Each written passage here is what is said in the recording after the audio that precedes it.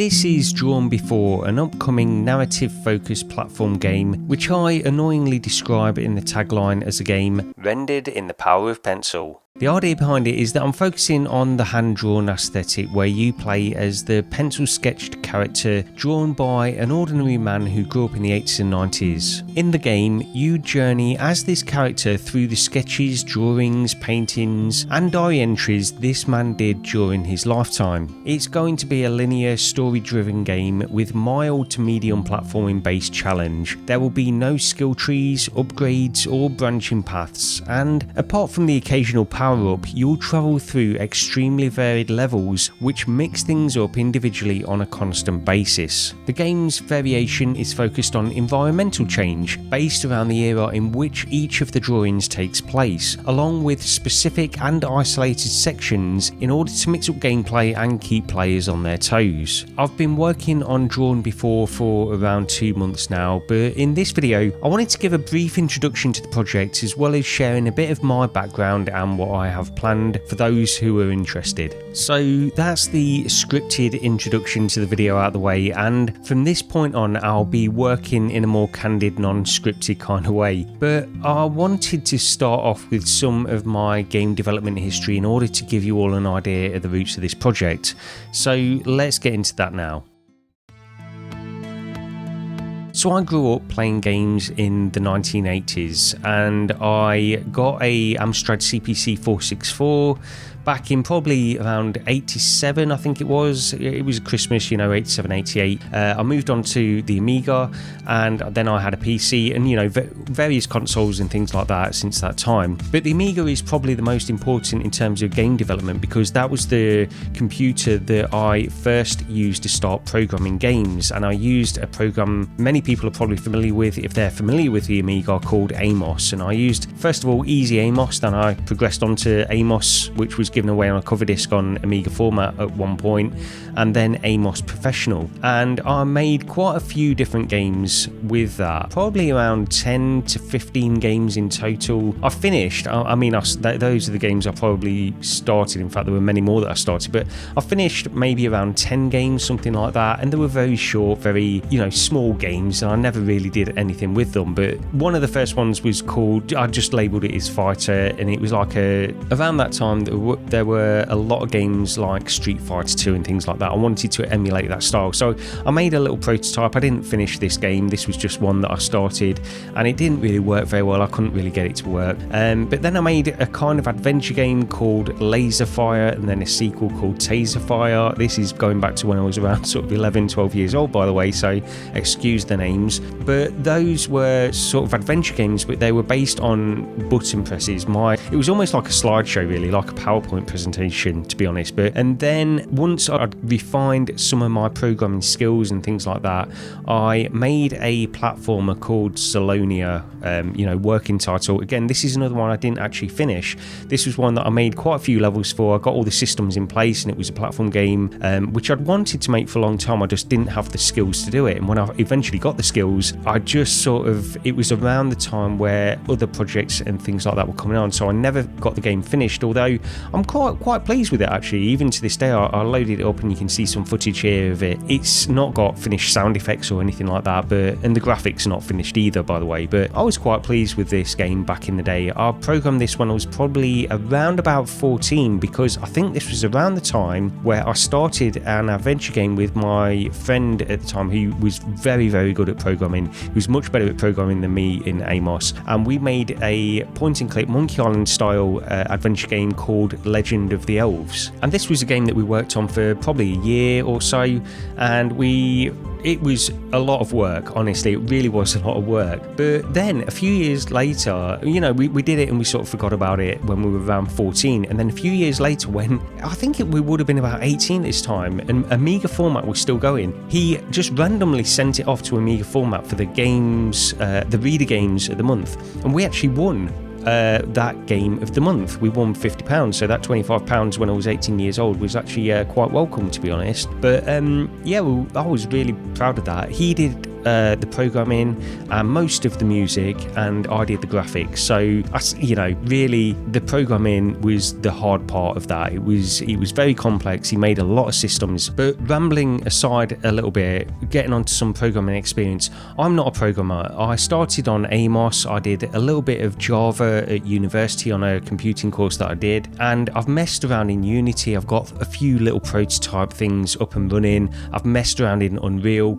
haven't got really very far in that either. And then I got into Game Maker just on a whim, really. It was on a sale on Steam a few years ago, and I picked it up and I went through a few tutorials, and I decided to start work on a game as I was working through these tutorials actually. And I got a fair way through it. I got a lot of the systems up in place, but it sort of grew. The project grew. I just wanted to make a little game. I had no plans to release anything, but the project grew and grew, and this is called, the feature creep. That kind of thing just happened to me very early on with Game Maker, and I never got it finished. I've still got it. I could carry on with it at some point, but it was just too big a game, really. The systems just got out of control. There was too many things going on, really, so I just sort of fell away from it. And there was a lot of other things going on as well. I was very busy at work and stuff, and it fell away the way these things really do. But that's where I left it, other than picking up an iPad and coming up with an initial idea for another game which I wanted to do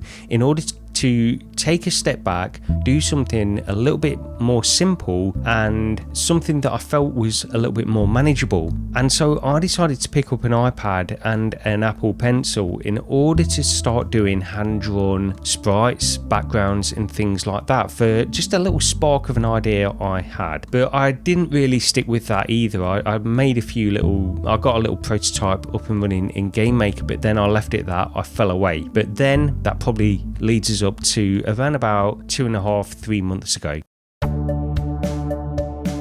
So I went back into Game Maker a few months ago and loaded up my old projects and just played through them. I thought they were actually pretty good, better than I remember them being, really. And that's often the case when you take a step back and then come back to them. It can give you a little bit of a fresh insight into it. So I was quite proud of what I'd done at that time, but it was too much scope. The game was too big for me to make. So I went back to this other idea I had of hand-drawn backgrounds, hand-drawn sprites, and just a very simple platforming based idea, and that's what I started working on. So that's what I've been doing for the past 2 months. I have been making this game, which is a linear platformer. There's not too much to it. A lot of the challenge will come from the platforming challenge, a little bit like Celeste, I suppose, but it won't be as hardcore as Celeste. It won't be an ultra difficult game or anything like that. The idea around the game is that you will get some kind of a challenge from the platforming,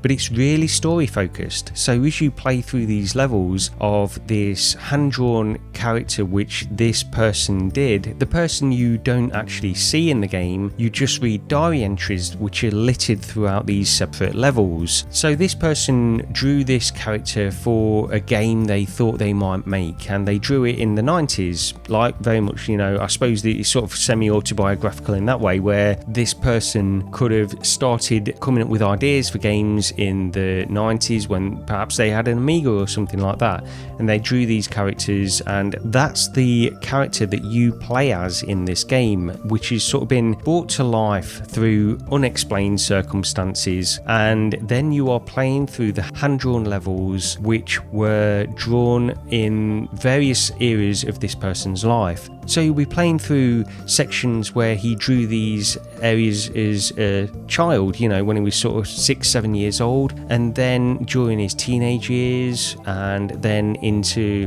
adolescence, and then adulthood, and all of those eras will be represented in the game, hopefully. I'm still sort of working a lot of that out, to be honest. As you can probably tell, I'm not exactly sure how that's going to work at this moment in time, but that's the idea anyway. But what I wanted to do with this game as well, I was I'm determined to do as much as I can myself. I don't want to use assets. I like the process of making the sprites and making the backgrounds. I'm not underestimating the amount of work this is going to be, though. I know I've got got to create a lot of assets, especially based around the fact that I want this game to be varied. I don't want endless levels of the same assets being used. I want it to be constantly changing, constantly moving, because that's really the main attraction of it. Because I'm not enhancing the gameplay experience by having branching paths or skill trees and things like that, and upgrades and all of those other things that go into these kinds of games usually, or these are the additions that people put into games in order to make them more interesting. I want players to get that interest from the constant variation and constant variety in this game more than anything else. That means I've got to work hard on creating assets, different areas, different aesthetics as well. There's a section that I've got planned at the moment which I might be able to show a small clip of a very early version, where you sort of step out of the illustrated kind of aesthetic of the game, and then you step into an old 8-bit kind of aesthetic, and you're playing through a small section of a game in a 8-bit aesthetic as well, like pixel, very low res kind of gameplay, which just mixes things up a little bit. It won't be a long section, but it's something that I thought I could probably implement, and it might be quite fun to do that. But yeah, I am determined to do as much of that as I can. I will use assets occasionally. The music I'll be doing all myself as well. I've played in bands and stuff like that in my past, and I can write music. I've recorded a lot of music in the past, but I am enjoying the process of making the game for sure at the moment. I'm still in that the new game era, really. I'm couple of months into development, and I've still got a lot of ideas, a lot of stuff that I need to do, and I'm still polishing it. My first goal is to get to like a 10-20 minute kind of demo, like a polished 20-minute demo would be ideal, just so I can get the Steam page up, and I might do that anyway. I might do that before I've even got the demo, but I want to get that demo ready at some point. And yeah, just really enjoying it at this moment anyway, and I know that's going to change. I know it's going to become a bit more of a grind, a bit more of a slog as I go on through various areas of making the game, but hopefully I can just stick with it, and that is the plan. I do want to make this one work.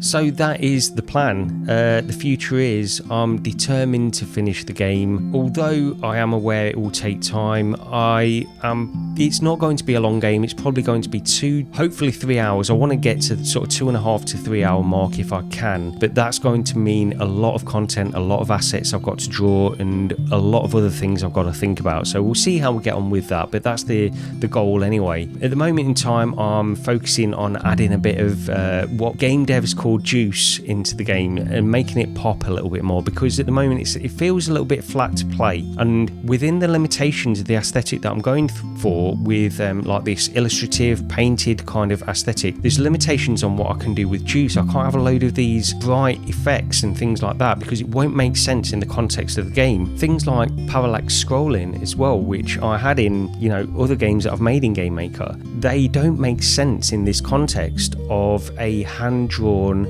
aesthetic. So I'm having difficulties making the game look a little bit more, have a bit more depth in terms of like 3D depth and things like that. It will have this very flat look, which I guess is just part of the aesthetic that I'm going for. So I've got to sort of live with that, but think of different ways in order to make the game pop a little bit more and just have a bit more sort of visual spectacle, I suppose. That's what it comes down to. So that's what I'm thinking about a lot at the moment. As I've mentioned, asset creation is going to take a lot of time, and I've still got, this is not my full-time job or anything. I'm a hobbyist. I've got a family, I've got a full-time job. So this is very much a hobby, and that's probably how it will remain. It's just that I'm excited to get into this hobby a little bit more at this moment in time. And I know I'm at a point in the development where I know I can do it. I know I can. If I just knuckle down and carry on with it, I know that I can get this game done. It's just that process of making sure that I do knuckle down and get it done, really, because that's the hard part. It's the grind of keeping on a daily basis, going back to it, and even if you work on it for 10-20 minutes on some days, it's just that process of really trying to just carry on and get it done, because I know I can do it. It's just that process, really. So yeah, but yeah, that's the end of this initial devlog anyway. Thank you very much for watching and listening to what I have to say on this. You can continue to follow my progress on this channel as things progress. If you'd like more videos like this, then please like this video and subscribe to the channel, and I guess I'll see you next time.